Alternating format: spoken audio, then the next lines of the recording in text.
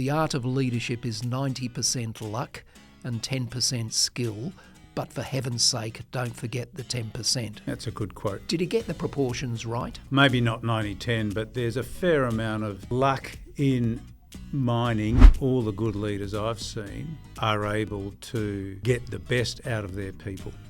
And to me, getting everyone on the same bus, heading in the same direction, is the key aspect of leadership. And the other thing is, Ivy and Gecko acknowledges the traditional owners of country throughout Australia, and we pay our respects to elders past, present and future. Our guest today is Derek La Ferla, a highly respected chair and company director across Australia's ASX 200. With more than 30 years' experience as a corporate lawyer, Derek brings a deep national network across business, capital markets, government and industry. He is the former chair of Poseidon Nickel and Sandfire Resources and currently chairs Greenpeak Energy, Chalice Mining, Icon Engineering and Foodbank WA.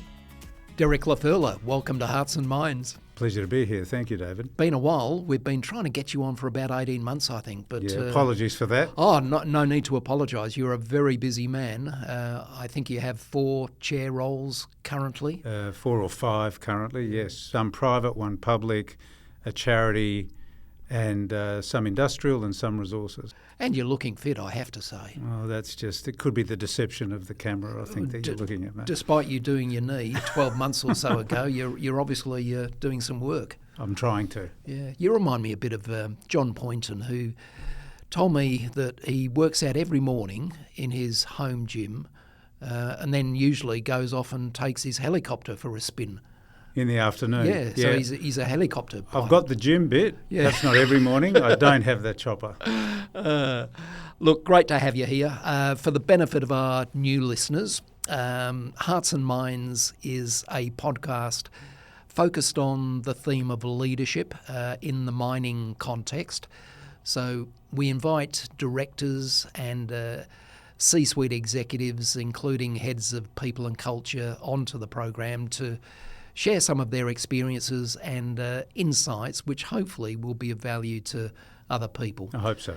So that they can engage more effectively and build stronger and healthier cultures.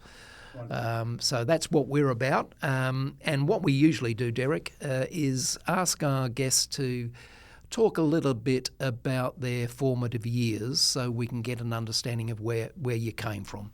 So you mean as a child? And all yeah, that? Okay. So let's talk about your early childhood, your teen years and early adult years in terms of what influenced you. I knew you were going to ask this and it did make me reflect.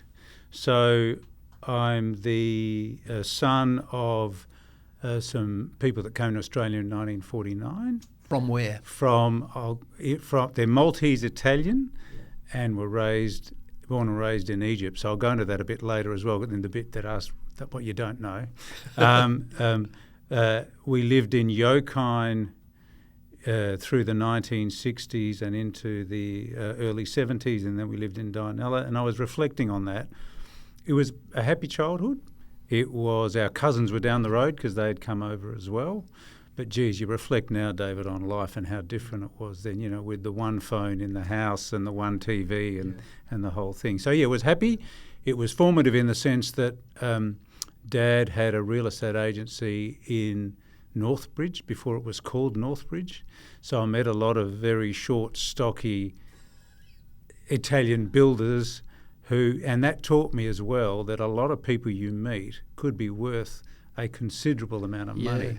So this is in the late 60s, early 70s? Early 70s, yeah. But they're not in seats. Yeah. So I've always said to my kids, including my son who's now in business, don't judge people just by what they're wearing. You need to go a bit deeper than that. Yeah. Northbridge has come a long way, hasn't it, since those days? Very different again. It was a very seedy red light district at one stage. It was at one stage. It had illegal gambling casinos. It had other things. But anyway, that was the background. Yeah.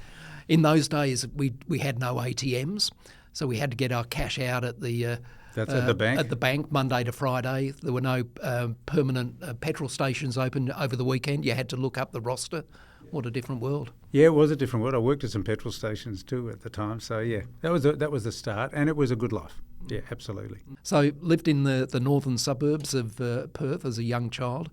Outside of your immediate family, was there somebody, a teacher, for example, that had a particular influence on you? In terms of teachers, I couldn't say there was any particular teacher. I guess if I reflect back, we had this cranky old South African economics teacher that economics as a subject did sort of interest me, just from the business aspect of it, I guess, more than anything else. So, yeah, he had some influence. And then we had some terrible teachers, but we also had some good teachers who were essentially good people. It was a small Catholic all-boys school that I went to, and so watching some of the qualities of the better teachers come out was interesting. Will you share something maybe you already have about yourself that not many people would know? Yeah, so Maltese-Italian extraction, dad more Maltese, mum more Italian. Yeah. Born and raised in Egypt when it was a British colony. And because Dad was from a Maltese background in a British colony and he could speak Italian, he got dragooned into the British Army at 18 for the Second World War and was with the Scots for 6 years. Wow. So why I say all of that is there's a whole bunch of different cultures in all of that. Yeah. And so I grew up with knowing about, Turkish coffee and Arab sweets and Greek food and Italian food, and so varied background. What an interesting heritage. Have you gone back and visited these places? No, so Malta? Been to Italy a lot because my wife and I love Italy. Malta's on the agenda, and we should do that perhaps next year. When you're not concentrating on your work, and you must have to do that a lot with at least 4 boards to attend to, what do you do to relax? So I go to the gym a little. We try and travel a little. We enjoy going out and having a meal. It doesn't have to be expensive meal. It just have quality food doesn't need to be expensive. Until I hurt my knee, we used to walk a lot. But yeah, generally just try and enjoy family and friends and a bit of exercise. Let's talk about leadership.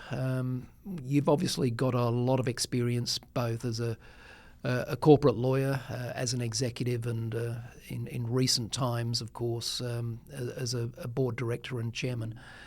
And perhaps at this stage, let's remind our listeners about one of the companies that you chair, and that's Chalice Mining, a critical minerals developer. The Gonaville deposit contains resources of palladium and nickel and copper, and I believe that was discovered in 2020. And your MD, Alex Dawson, and his team have substantially de-risked the project since that time. And I saw a PFS come out fairly recently indicating a very large-scale, long-life mining operation.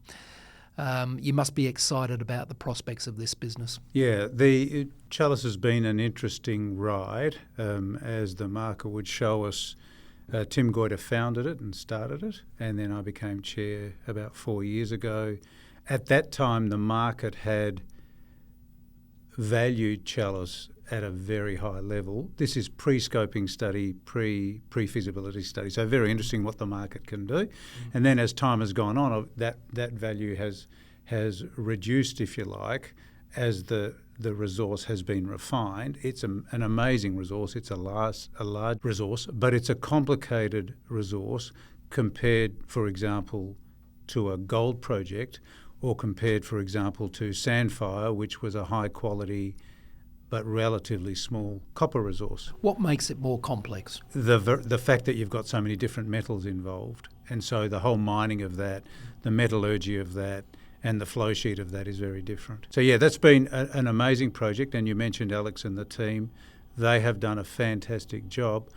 What I have noticed with the mining industry, especially the listed mining industry, is you're going to go through peaks and troughs. And I've said to different CEOs, you're going to feel like a celebrity at some stages of your career, and you're going to feel like a villain at other stages of your career. Isn't that so true? I mean, it is the mining industry, isn't it? And we've all seen the journey of lithium in recent years. Yep. And the way the media, because we live in Perth, the media is pretty concentrated and focused. Yeah. And you often find the headline and some of the story, the media has to do its job, is not really representative of the full story you want to portray or the facts, but that's just something you've got to live with as well. To what extent is that a frustration for you and people in your position? Do you learn to cope with the media and how do you sort of control the frustration that goes with reading things? I'm not in it that much as a non-exec chair. Obviously, people that are more prominent, some of the founders are in the media regularly. It does hurt's probably the wrong word. It does disappoint when you see an article that is just not reflective of what you've actually been through. But I think you're right. I think you have to cope with it. What I've also learned is at the end of the day, it's the market and the investors and your strategic partners and stakeholders that make the difference. The media aspects will come and go depending on the day. Yeah, that's right. And I suppose you have to remind yourself you're in the business because it's a medium to long term venture. Correct. And you're going to have different experiences at different times. Yeah. A company's evolution, as you know, and development changes over time, and there's inevitably in any business going to be peaks and troughs. And because of that, I suppose you need different types of leadership depending on the stage of the project. Is that the case? Yeah, so if I look back over the years, I've had various leaders, various boards, both public and private. And I think if you go to, let's say, the key leader, which is the managing director in a listed public company, I've had founder entrepreneurial MDs, and I've had what you'd call purely contracted MDs that have come out of BHP or a large company. They're very different people often. You need different MDs for different stages. And also what I've sort of found and seen is if, and this is the same in any team, if you have a chair or an MD or any leader that has certain skill sets and experiences, you then need to build the rest of the team around that to cater for the other skill sets and experiences. So if you've got an MD that's entrepreneurial, et cetera, then you probably need a COO or someone in the leadership team that comes from a pure mining technical background.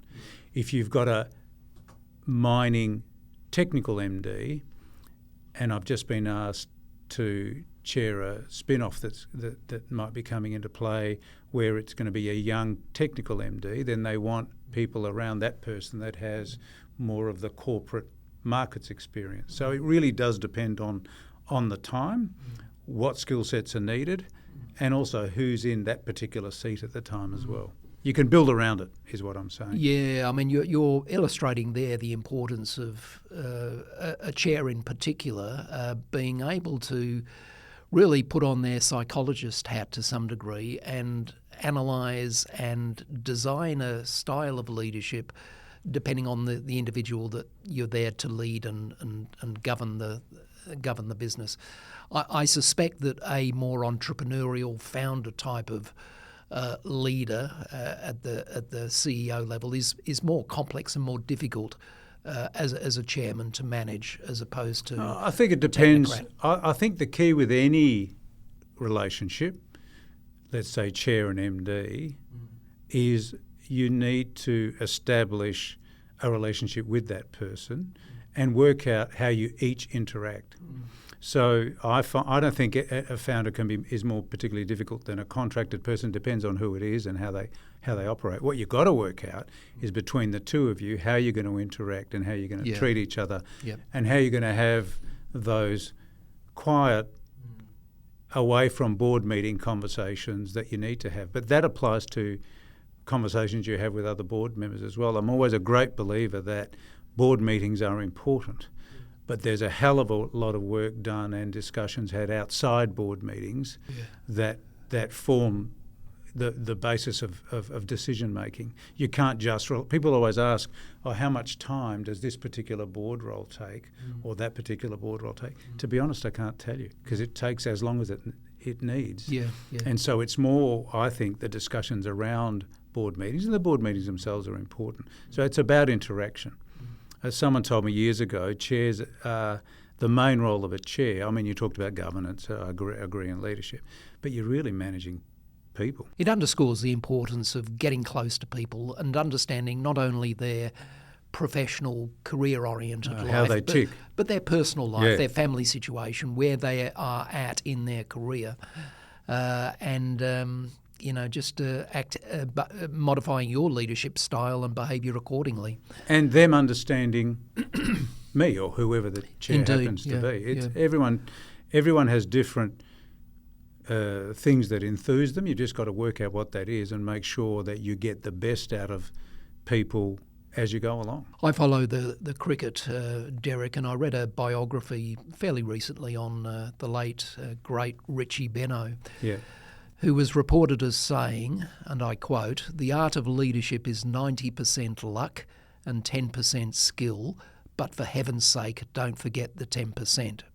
That's a good quote. Did he get the proportions right? Oh, maybe not 90-10, but there's a fair amount of luck in mining, in the sense that you could be in any given company at any given point of time, and if you're a producer or a developer, we'll talk about exploration in a minute, it depends on what your commodity price is. You can look like a hero if there's the right commodity price, like the gold guys look at the moment, and you can look like a villain shortly thereafter if there's a material change in the commodity price, as we saw with the lithium, right? Correct, yeah. Ask Laurie Conway on the gold side and Dale Henderson on the lithium side. And so the luck piece is the commodity price, but you can try and plan for it. Some very good operators are counter-cyclical. They'll work out where they think a particular commodity is going to go and to get into that commodity before it's shot up, obviously. That's right. And when it comes to exploration, because that is clearly there's a skill to exploration, but there's a bit of luck involved as well. There's different strategies, isn't there, with boards and executives when the commodity price is very high, as it is with gold at the moment. I mean, evolution strategy clearly is let's bank the profit and save it for a day when we can buy, when we can acquire another leading asset in a good jurisdiction at a later time at a good price. Yeah, others 100%. would say let's take that money now and perhaps an example of this was the Northern Star acquisition of. Saracen? Not Saracen, the more recent one, earlier this year acquired. Right, yeah. Anyway, but at a premium price. Yeah, different strategies for different players. So Stewie and the team at Northern Star probably thought that was a good idea, and then you've got Jake and others at Evolution that are probably taking a different strategy. That's right. At the end of the day, it comes down to also what shareholders are looking for in that particular stock. So I remember when De Grusa was coming to the end of its mine life, or we knew it was, we had some pretty good discussions around, and this was particularly senior management, because at the end of the day, if management aren't firing, you haven't got any fire. Do we effectively give a whole bunch of money back to shareholders, or do we find other assets? And the general purport from shareholders, we'd never heard they wanted it back. So there was, if you like, a licence to go again with some very good assets that Sandfire now has. In different circumstances, you have to listen to your investors who are going, we'll take the money back. Let's talk about some of the specific behaviours or personal qualities that you think define very good leadership. I think we've touched on the most important point, which is the people aspect. All the good leaders I've seen are able to get the best out of their people.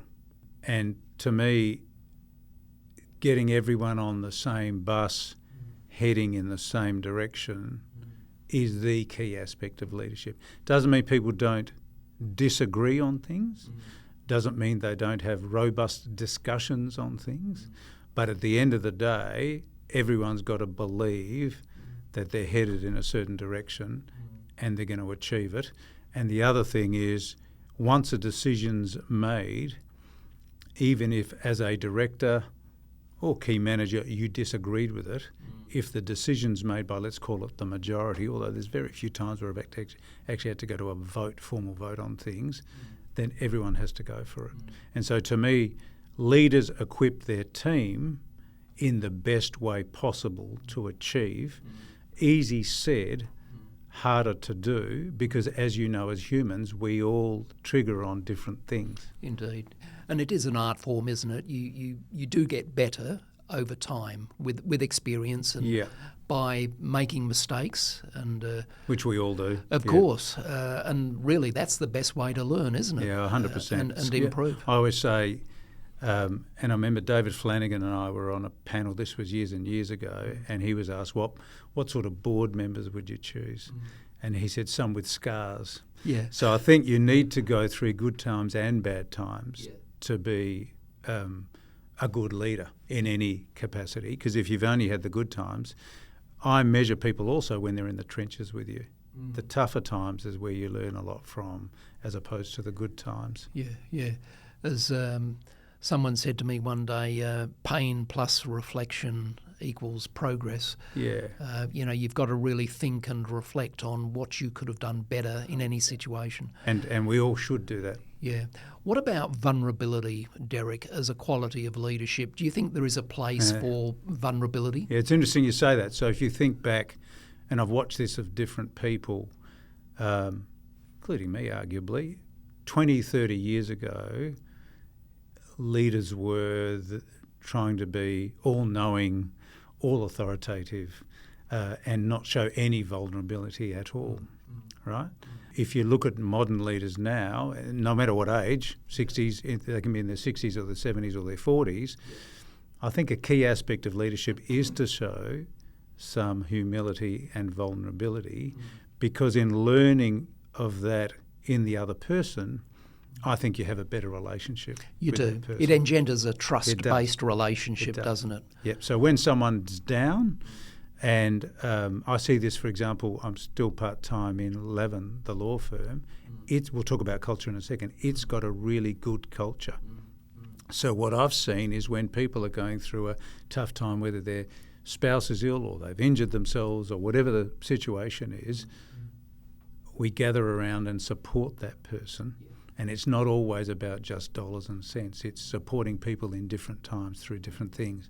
And I think that comes from knowing people's vulnerabilities as well, whatever they might be. Well said. And I think inclusion is very important as well. And frankly, I put inclusion above diversity when it comes to a mix of people in an organisation. I think one of the mission critical aspects of leadership is creating an environment where people feel safe to be able to contest ideas or challenge the status quo. And or say they've been wrong. Correct, yeah. And feel a sense of belonging because they're assured by other people that the value they bring to the table is valuable. Well, as you know, if in a board or management scenario, if you bring a problem to the collective table early, most of the times you can deal with it. If someone's hiding, and this comes back to culture, if someone's hiding an issue, trying to fix it just by themselves, it's a really bad way of trying doing things because, and I try and encourage everyone, if there's an issue, tell me about it. I've often found with board reports and other reports, if you find people are only reporting good news, you've got a problem. That's right. Because there's going to be inevitably some aspects that aren't good and you've got to deal with them. You've got to air them because no one person will have a solution. And there are some leaders, of course, who would prefer an echo chamber. Of just bounce things around. Yeah, people that simply comply and follow instructions. Oh, I understand what you're saying. Yeah. And I think, the role of social media to some extent reinforces that. You are fed information that already aligns with an existing point of view. You've got to be careful what the information is. That's right. But you're right. I think modern leaders now approach things arguably somewhat differently than years ago. I think you're dead right. And as a recruiter of executives in the mining industry, Derek, when I'm assessing the suitability of a person for a job, I very much look towards evidence of their ability to remain calm and make effective decisions under conditions of ambiguity and uncertainty. Most times decisions are not black and white. That's right. So if you can identify a person that possesses that quality, I think it becomes a competitive edge relative to other candidates that might have very relevant experience for the role. I remember a quote. Apparently, Napoleon said that the best military leader is someone who can consistently make very average decisions when everyone else is losing their mind. Yeah, it's a well. I don't know if Napoleon. He may have said that. I'm not sure. But I wasn't there at the time. If you look at even sports people, tennis players or whoever, often it'll be the person that makes a lot of unforced errors that loses, as opposed to the person that plays to their strength and just deals with the ball that they get. Yeah, spot on. Handed back. Yeah. On the inclusion diversity point, I find that an interesting subject. My experience is, whether it's a 3-person, 4-person board or a 6 or 7-person board, I think obviously the gender diversity is important, but I think there can be a lot of diversity even via people's backgrounds and beliefs, if you like, and values. So I think it's really important to have a bunch of different people in the room. And different technical skills, a mining engineer, a numbers person, et cetera, et cetera. But I think that's really important. Complementary skill sets. But I've always thought that the most important thing is to have diversity of point of view. Yes. How that is packaged in terms of gender, ethnicity, skin colour, at the end of the day, that doesn't really matter, provided that individual can bring a different experience Correct. and a different point of view to contest ideas. Yeah, I think that's right. I think we've got to do the gender diversity aspect, but there are other aspects to diversity that I think, as the diversity topic continues, will be considered diversity. When I talk about personal qualities of leadership, very often a guest will say authenticity. It's a very popular word. But what happens, Derek, if your authentic self is not very attractive? If by being true to yourself in a leadership role, people don't really appreciate that, what happens then? I think you have to be, and I'm not sure I like the term authentic self, but let's use it. I think you have to be true to yourself, whatever that is, right? You have to be true to your own values and beliefs. Ultimately, when you're sitting on a board, you've got to remember that you're there for the good of the company as a whole. So decisions you make that another person may see as curious or they may even disagree with, provided you honestly believe they're in the interests of the company as a whole, then I think you go with them. So you try, to me anyway, you try and look at the bigger picture and where the company's got to get to. And if there's some, let's call it compromises and other things you've got to do along the way, provided you stick to that main theme, I think that's okay. This is my personal view. I'm not sure you can govern and lead just by the pure script of governance, if you like. Because in my view, governance is yes, you need the charters and the policies and all the rest of it, but if you actually don't feel it here, and it's not inherent part of the business, I just see it as another ingredient of business. I don't see it as this some sort of huge separate topic. I think it's become, unfortunately, a bit unpopular as a topic because it's thought of as things that block business. But real governance, fit-for-purpose governance, appropriate governance in an organisation is ultimately about doing the right thing. The argument becomes what's the right thing at any given point. That's right. I'm glad you said that. But I've always thought that, winning the hearts and minds of people and being able to influence their point of view by providing good evidence, is the best way to change people's minds. And if I've learnt one thing, you're not going to please everybody all the time, especially like I've watched various MDs go on road shows and they see all the major investors and then the proxy advisors, and I deal with the proxy advisors. You're never going to please everybody because they'll all have a different view or may have a different view as to what needs to happen with your particular company. All you can do as a team is stay true to what you think should happen, and then investors can make those other decisions. What have you learned about yourself as your leadership capabilities have evolved over time?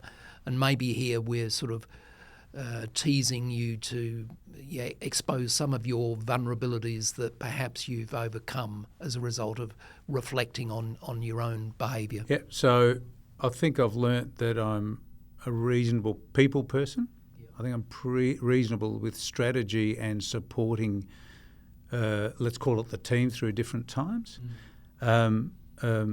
I think sometimes, if I'm going to be personal about it, I probably worry about some aspects too much, but that's just my nature because I want the thing to succeed. And I think that's a continual evolution, whether you're 66 or 16. We as humans are human beings, and we evolve in different ways, we develop in different ways, and I think we continue to learn in different ways, hopefully until we no longer exist. One thing I continually learn. One of the things I like about being on different boards is every day is different. You're mixing, so the private boards I'm on are very different from the listed board I'm on, which is very different from the charity that I chair. So you're just dealing with different people in different circumstances just about every day. It's always interested me. You mentioned the word evolution there.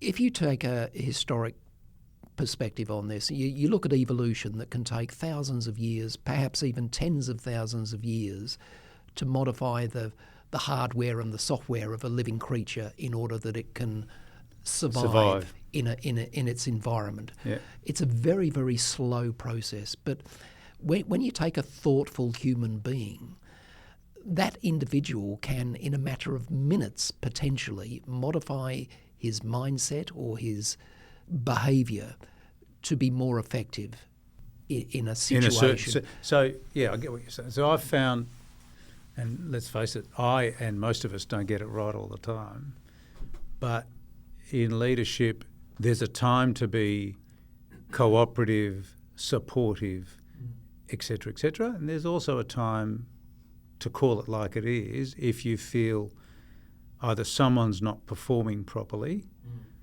or someone doesn't fit in. And I think that also includes yourself. So someone told me years ago, when I was starting this director gig, you got to know when to get on, and you should also think about when you need to get off. And so the fact directors get re-elected every 3 years, or there's a rotation every several years, doesn't mean you should be on that board till that next period of rotation. And I've always found that interesting to talk about with directors when they're coming on a board. There's tenure, but there's not guaranteed tenure. And there's not even a specific period of tenure. It depends on what's happening in that company. Do you find you get much resistance from NEDs in terms of when you have that conversation with them? Most no, some yes. It's, again, human nature, isn't it? And I also think when you're a non-executive director, you've got to remember what that role is. You're not management. I think you should try and think like an owner. But you're sometimes a shareholder, but you've got to remember what that role is. Not that you shouldn't be working it as hard as you can, but you just got to remember what the role is. It's a curious model, I think, David, and you and I have spoken about it before. In some ways, it's a flawed model because the directors wear all the responsibility, if you like, in a legal and social aspect or governance aspect, yet they're the part-timers, and it's the full-timers. Our job is to govern the full-timers, but it is an interesting model, put it that way. It's a very good point, and I was going to ask you, what are the main risks and rewards of being an independent director? So everyone, of course, talks about the legal liability risk, and as a corporate lawyer, I get that. I don't spend every day worrying about that because if you try and do the right thing in good faith and in the interest of the company, hopefully you'll be okay. So there's those risk elements. I think the reward elements are, if I look at it, so I started doing this, give or take, I decided I would stop as a full-time corporate partner. I loved what I did while I was doing it, but I was working till midnight and doing deals and all that sort of stuff. So I stopped doing that at 50. One of the advantages, if you like, of being a non-exec or being on boards, be they private, public or charity, is to a certain extent you get control of your own diary.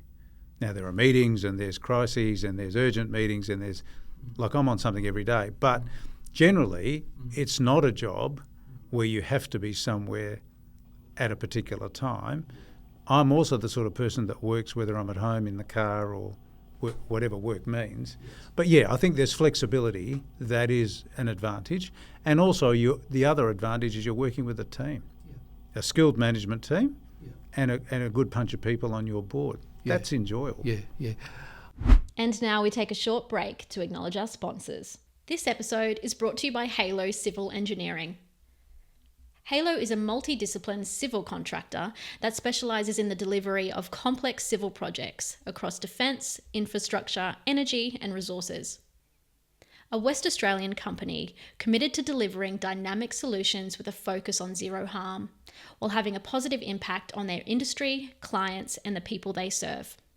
For more information, search for Halo Civil Engineering on socials or visit halocivil.com.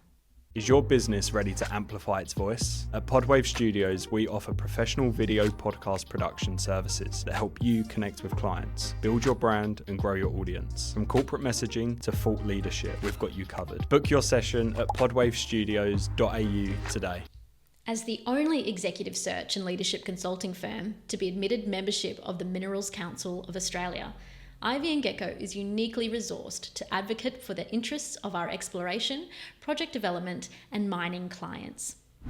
I'm not a director other than being a director of my own company, but I would imagine that I would really be enriched and get satisfaction from the coaching and the mentoring aspects of working closely with an MD or CEO and offering whatever wisdom and talent that I have to make him do a more effective job at running the business. Okay, so before I get onto that, you mentioned the word enriched. If I reflect on the various boards I've been on, a few I've done, I've sort of thought back and said to myself, why did I do that one? And meeting different people that have been perhaps from the East Coast on completely different boards, not from a mining background, I think that enriches you anyway. Yeah. Just meeting different people. Yeah. Now let's come back to the other bit, which is the MD chair bit. Let's go away from MD chair. We've spoken that a bit. Let's talk about mentoring and all the rest of it. So I have mentored directors on the AICD mentoring program for about 9 years now. Some of them, quite frankly, have had stellar careers, so I learn as much from them as hopefully they get from me. Yeah. But I think, again, it's just giving people your experiences, and sometimes when you're not personally involved in something, you can sit back and counsel someone a little more easily than when you've got skin in the game as well, and just suggest to them ways they might look at things that might be a little different from the way they're thinking about it. And hopefully people do that with us. It's analogous to the joy you get in gifting somebody a present at Christmas time as opposed to receiving a present. Or talking to your adult children about things and what you've learnt during the way. Yeah.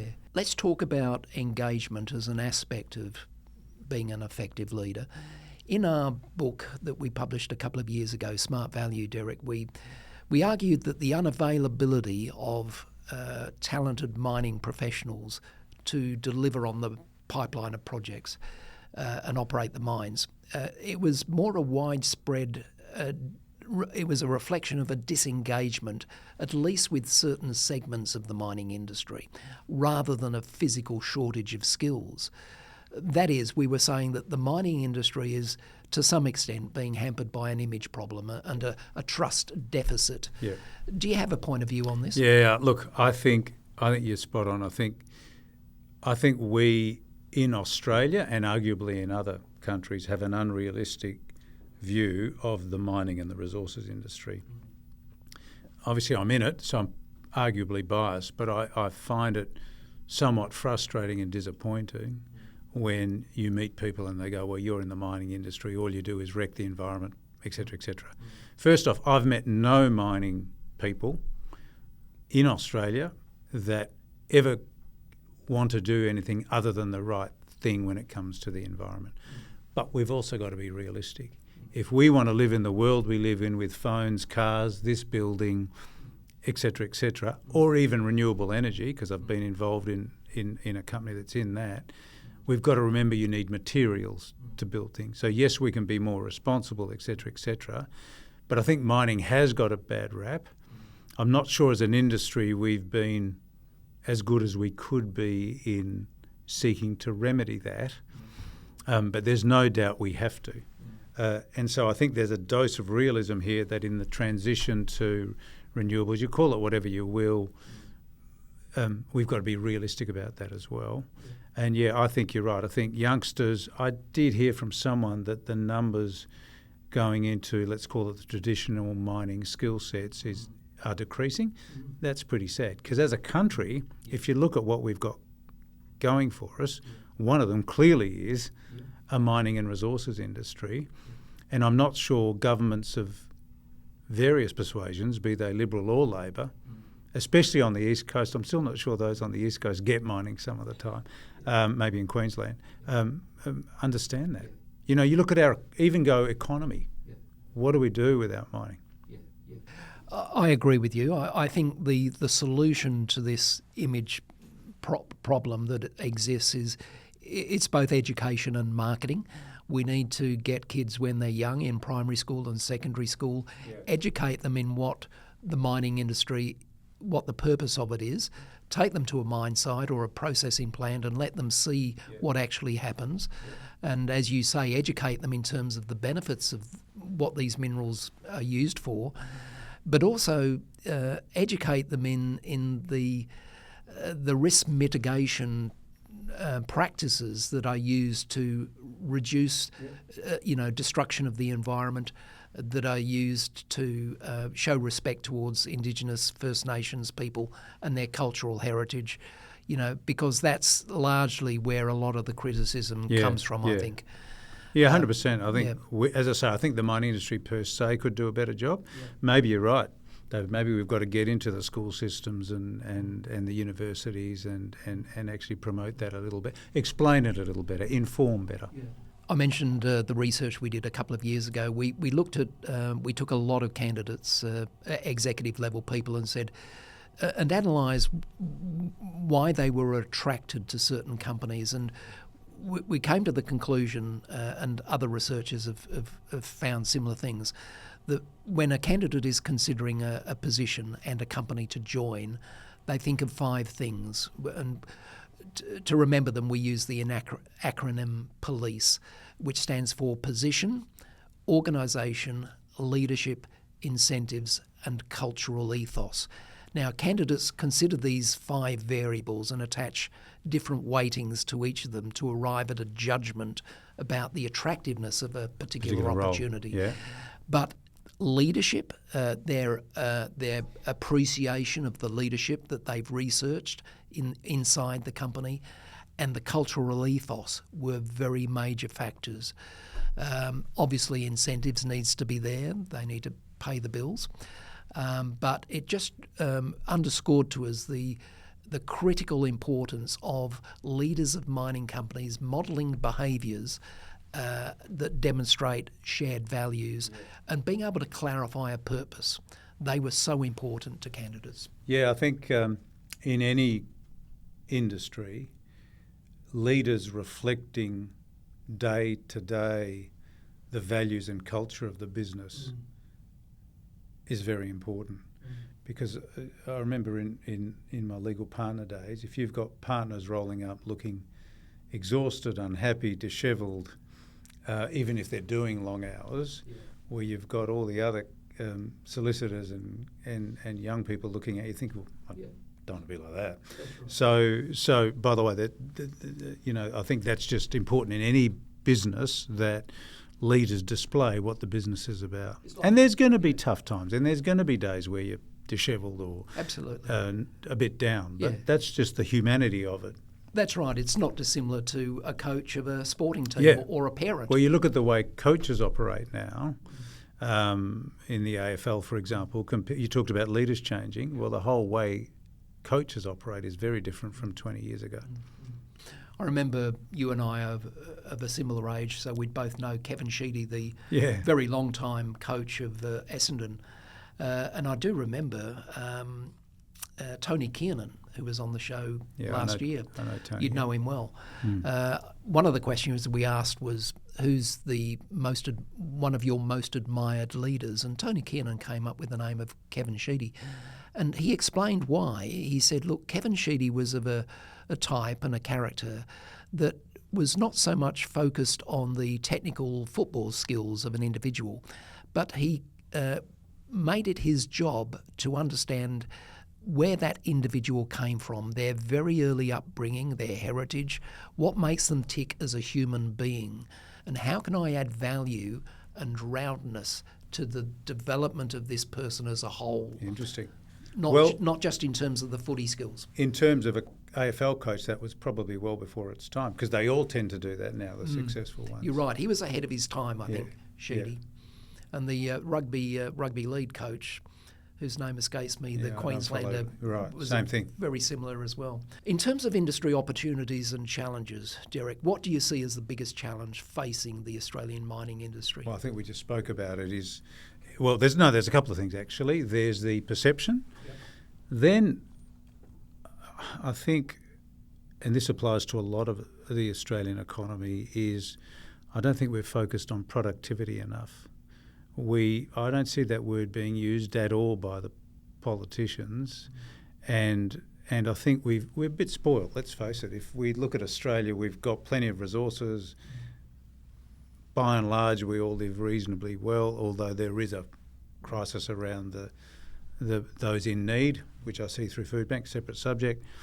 I think we forget sometimes that we are running businesses and economies at the end of the day, and that, yes, we want to pay people well and give them pay increases and all the rest of it, but there needs to be productivity. So I think there's twofold for us in the mining industry. One is the perception aspect, obviously the right resources, the right grades, the right commodities, and secondly, the fact that at the end of the day, we've got to be productive as an industry. And the relatively high cost of labour and energy is a big impact, isn't it, in terms of our productivity? You look at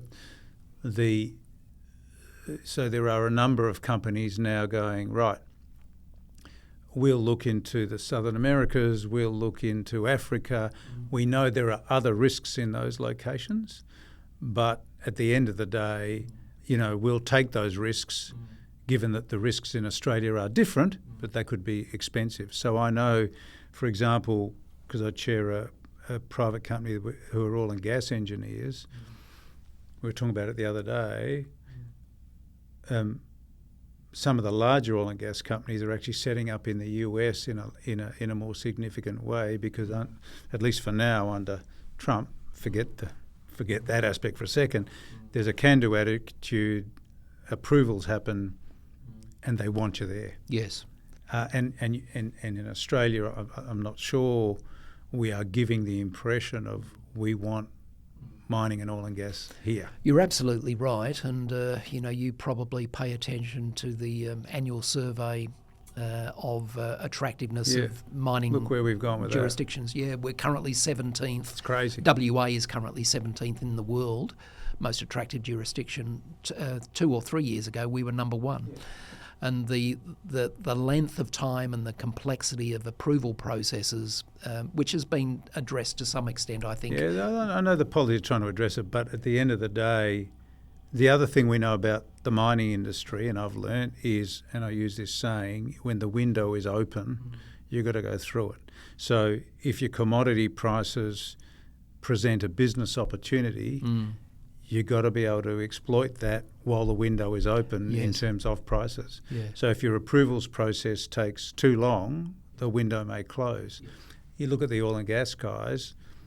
I mean, I was talking to a gentleman who's tragically passed away now, but he was on the board of Woodside some years ago. They used to make decisions on projects that were for a 30, 40-year life. Yes. They can't do that now. It might be 10 years, it might be 5 years, it might be 16. Very hard to make big capital decisions when your time frame squeezed. So I think we have got some challenges here. You can't have a discussion with around productivity without mentioning the letters AI. Seems to be a very deep connection these days. And I read somewhere that ChatGPT, which was the first large language model to be released 2 or 3 years ago, now has something like 800,000 active users. And out of a world population of 8+ billion, that represents something like 12 or 13% of humanity is day to day using ChatGPT.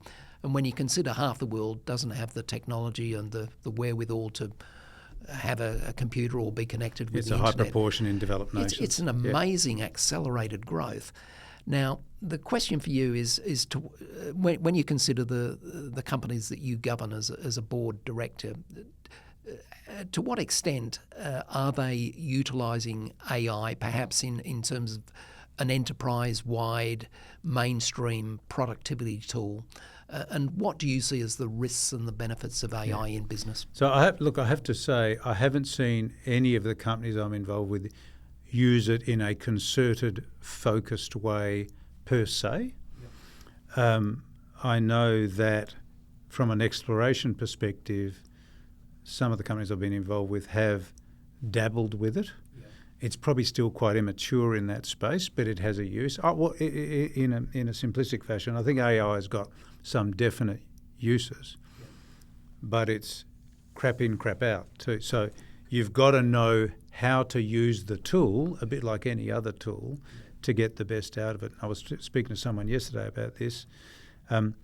You've still got to check very carefully what comes out as a product, because AI, my understanding of it is it may not verify all of the aspects. It'll predict things as opposed to verify things. So look, I think there's definitely a place for it. At the moment, what I'm seeing in the companies I'm involved with is more a individualistic, ad hoc approach.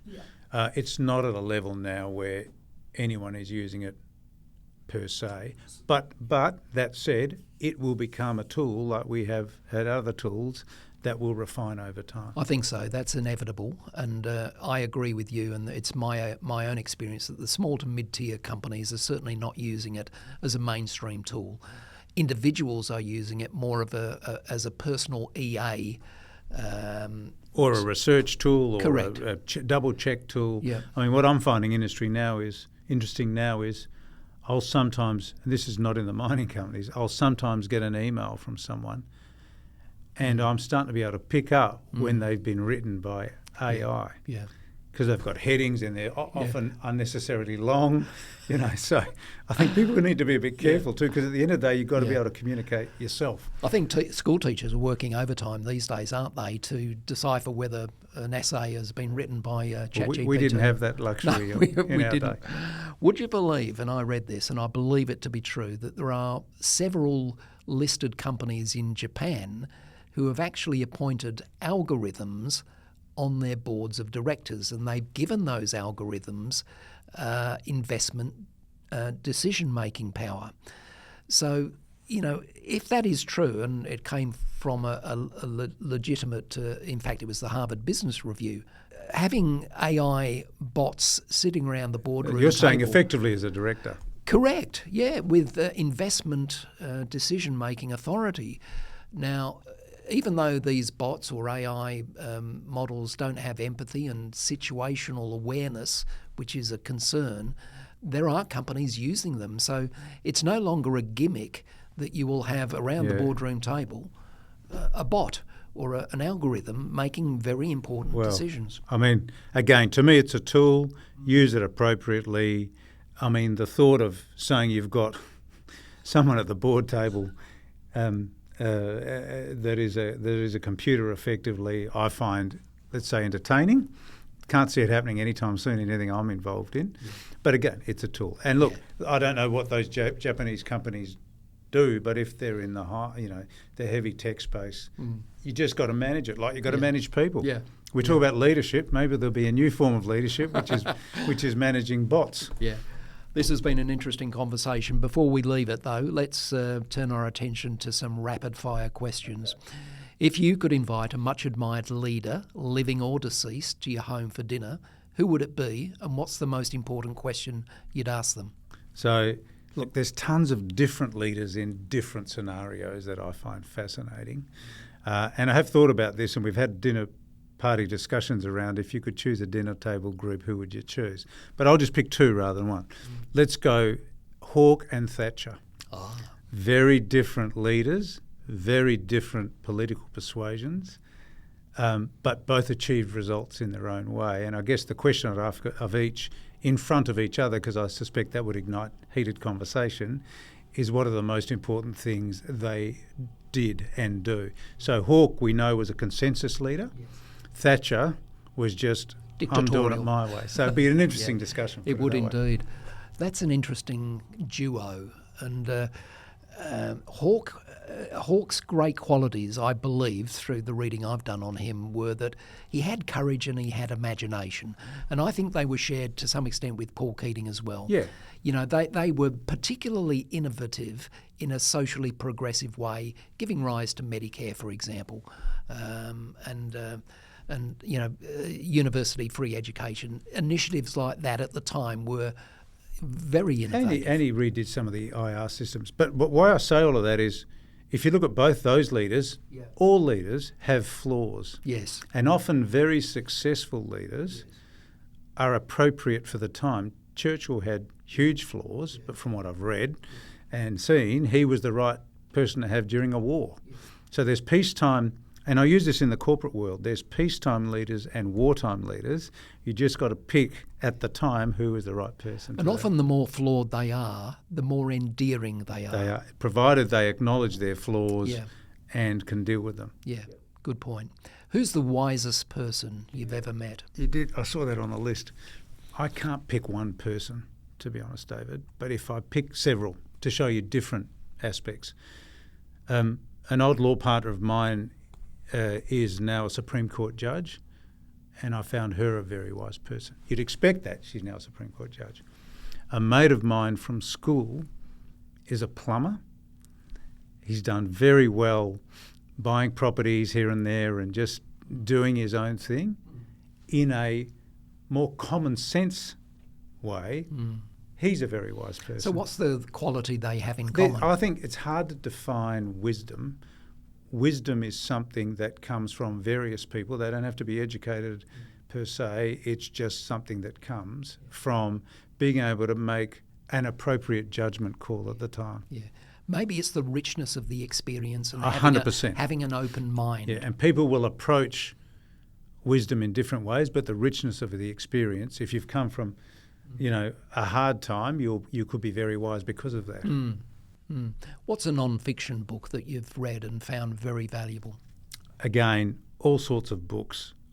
You know, I found, for example, when I was recovering with my knee injury and I couldn't move for 3 months, reading sort of uplifting books were valuable. Michael Caine's autobiography, believe it or not, some of Arnold Schwarzenegger's stuff. I found, you know, some other books, for example, the book that, even though it was a bit sensationalised, was it Joe Ashton, you know, The Chairman's Lounge? Oh, yes. I read that as well during that the Qantas period. Book, yeah. Yep. Now, set aside whether he was right or wrong, but it is valuable always to re-look at experiences and say, could a board or management have done it differently? Yeah. You can learn a lot from history, can't you? Yeah. Absolutely. Do you listen to podcasts? I listen to some podcasts, some business ones. My wife and I do tend to listen to a lot of US political ones because I find US politics fascinating. I always do. have. Do you listen to Pod Save America? No, I'll That's look a good at it. one. Right, okay. Very left-wing leaning, as is Professor... who's the Scott Galloway's. Yeah. Well, then you probably would listen to that and listen to someone like Patrick Bet-David or Megan Kelly, so you got the right as well. If you were to write your own book, and hopefully you will, what would be the subject matter of it? I don't think I'd have the patience to write a book, but I think interesting subject matter, and we've alluded to it during this, is just learning how to handle people. So one of the mentoring sessions we did as a group, I had to choose the topic. right? And I could have chosen governance or this or that. I just said, let's just talk about handling people. There was no book on it. I couldn't give them a paper on it, but it became a very good, productive discussion for all of us, including me.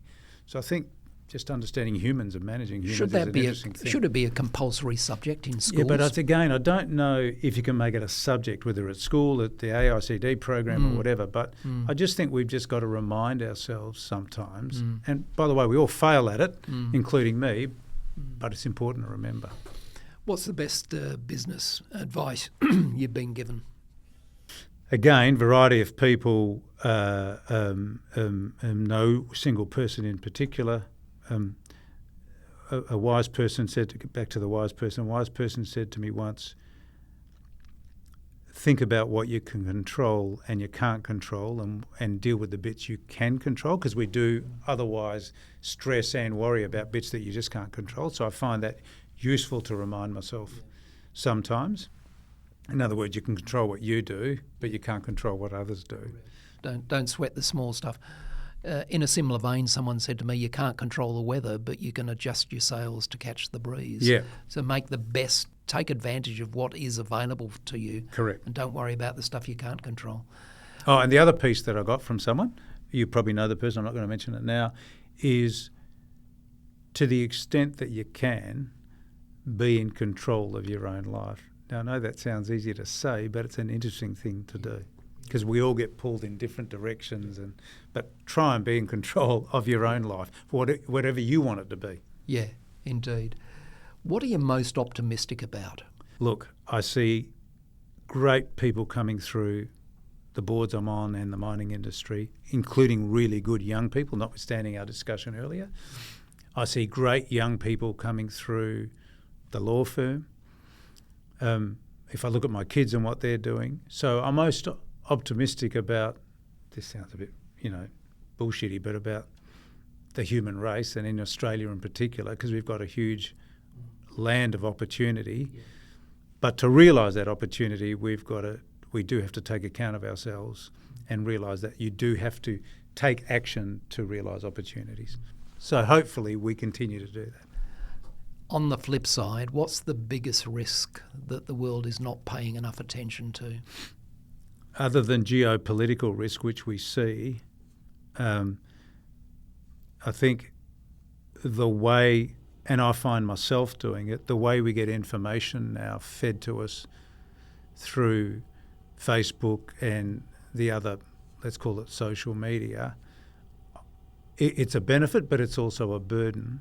Because and I even see it with our own media now and papers, it's really hard to read something that is neutrally reported. And that to me is a real risk, because if we have a certain bias, if all your reading feeds that bias, pretty hard to reach balanced views on anything, right? Absolutely. So I think the world we live in is at an interesting phase, and you mentioned AI. It's going to be even more interesting. And the speed at which we're doing things, you made me reflect on my childhood, the first question. How much slower was life then?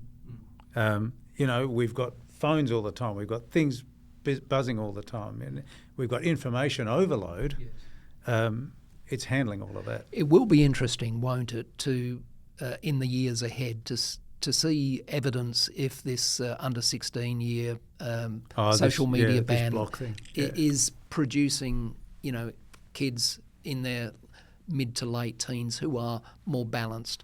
It will be interesting to follow that as a world first initiative. Yeah, it's so yeah. If you look at what my children went through, it is important. I think there's more pressure on young people now because of the world we live in and the media, within the collective media we've got.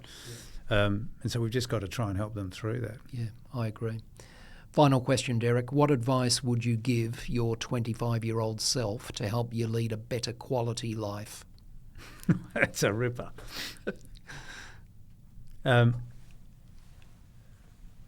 Be clear in what you want to achieve.